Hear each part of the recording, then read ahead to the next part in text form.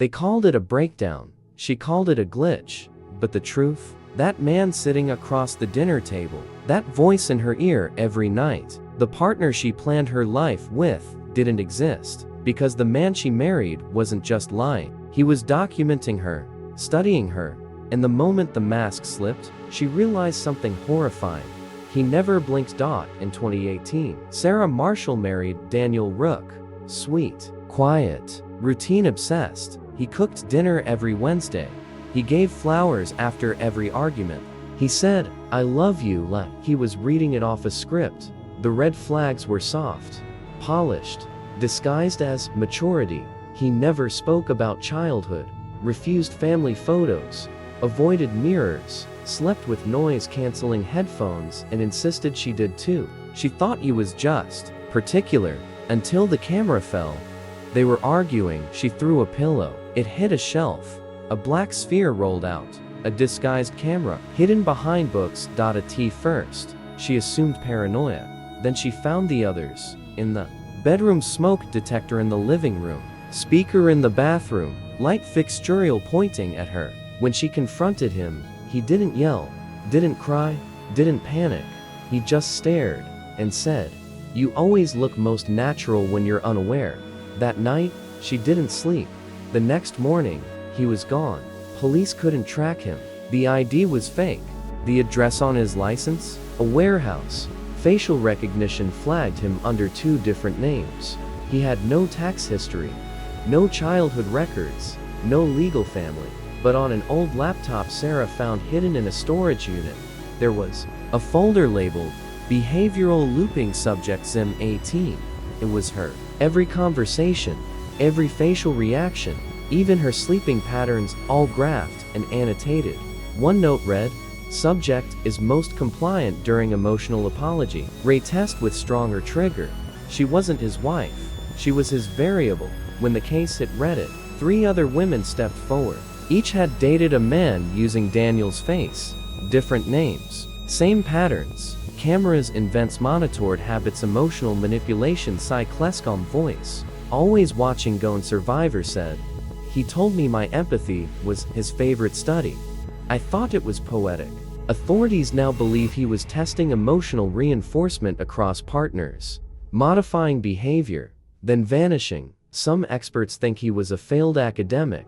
Others believe he was part of a black market behavioral conditioning project, but no one's proven either. Because he never left fingerprints, never paid with cards, never made mistakes. Still, Sarah found the mirror.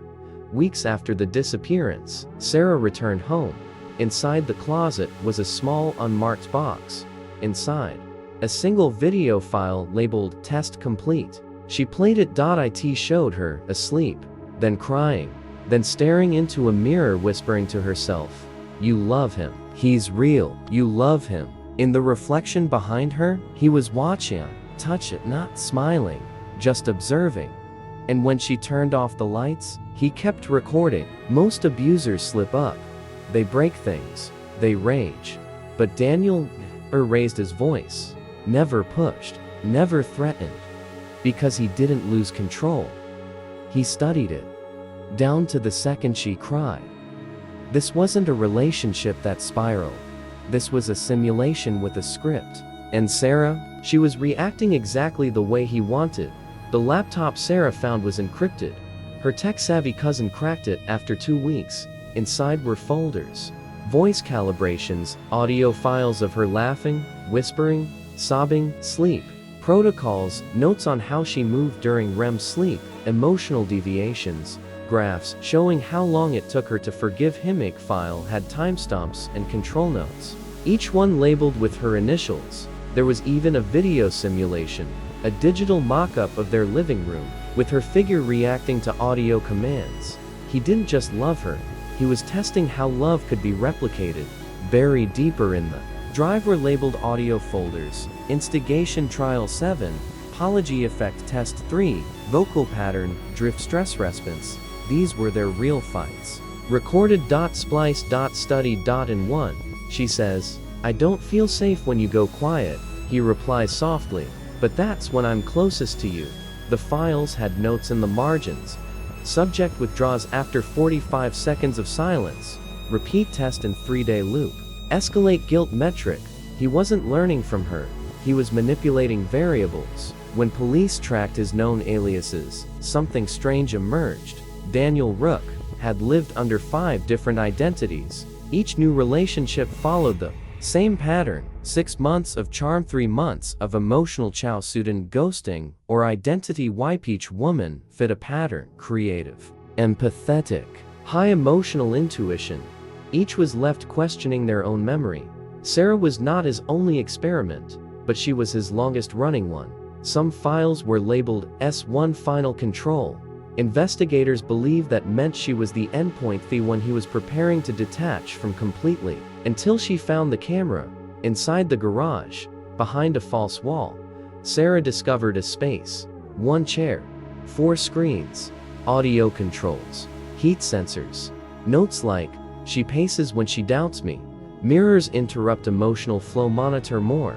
On one screen was her bedroom, paused on a frame of her sleeping. On another, her emails. A third displayed emotional mapping graphs of her tone over time. But the fourth had a live feed from her therapist's waiting room.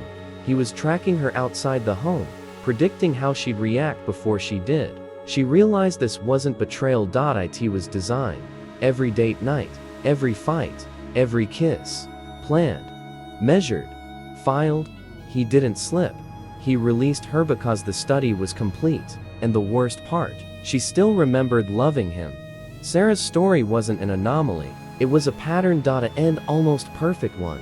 Because once her case hit the forums, the stories began flooding in. Different names, different states, same man, same face, same method, and one haunting theme connecting them all. "He made me feel studied, not loved." A true crime user posted Sarah's experience on Reddit. Within 24 hours, 5 women came forward. One from Portlandone, from Buffalo, from the Yukon, who never gave her name, just uploaded screenshots of a man's emotional tracking spreadsheet. Each had a quiet boyfriend with no familia, shared Google Drive, mysteriously syncing personal data, hidden surveillance setup, or encrypted foldera. Slow spiral of self-doubt and emotional withdrawal. Some of them thought they were going crazy. One spent months in a psychiatric hospital. They were all creative, all emotionally expressive, all isolated. By the time he disappeared, he didn't want lovers. He wanted emotional blueprints.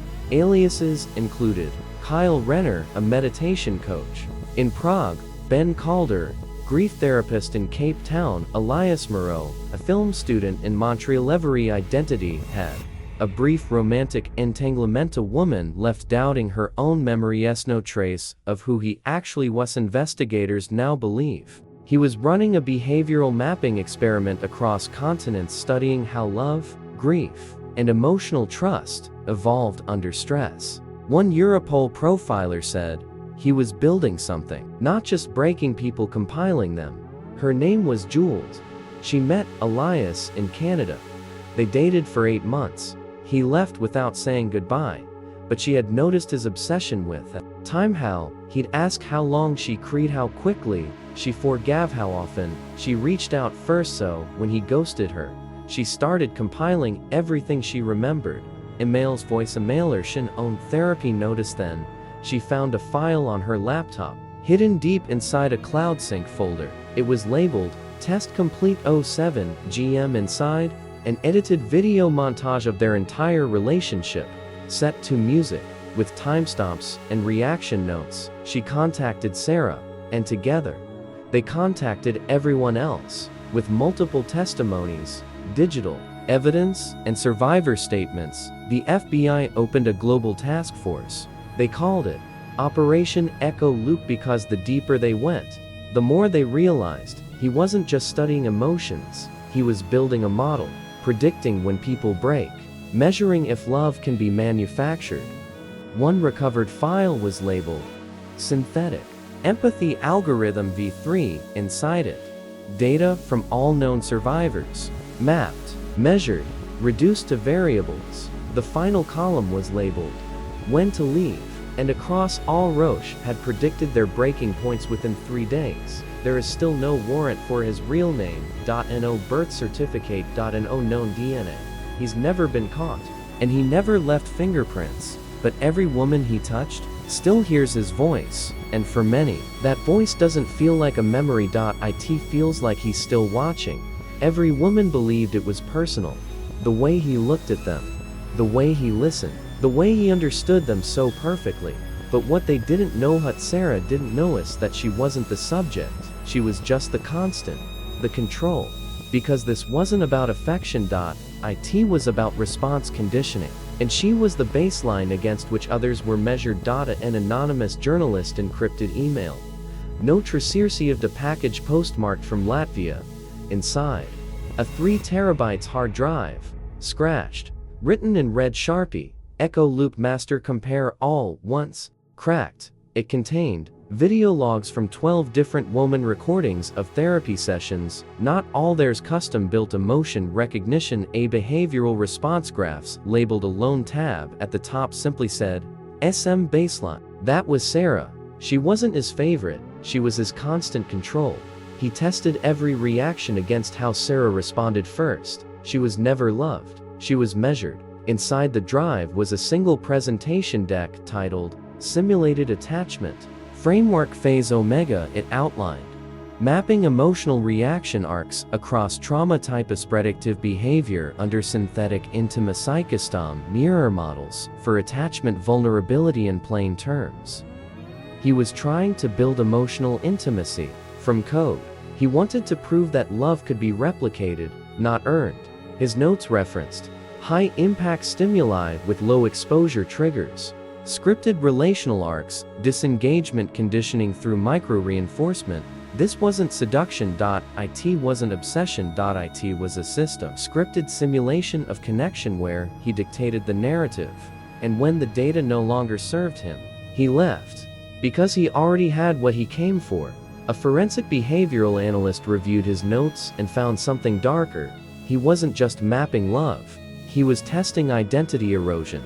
One folder was titled, Post-Subject Dissociation Timeline. He tracked how long it took women to doubt their own memory, how quickly they isolated from friendship. Often they blamed themselves. Subject's file ended with the chilling label, Identity Sync Complete, Detachment Successful.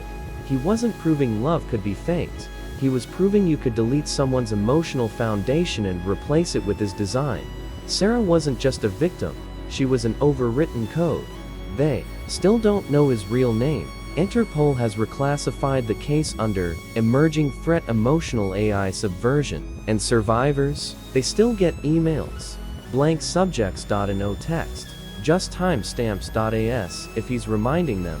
This moment, too, I already calculated it.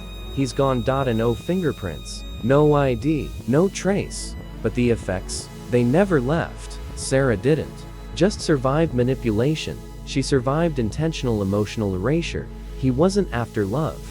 He wanted to see how far the human mind bends before it breaks. And somewhere out there, someone else has already picked up where he left off. Months after the case went cold, something strange happened.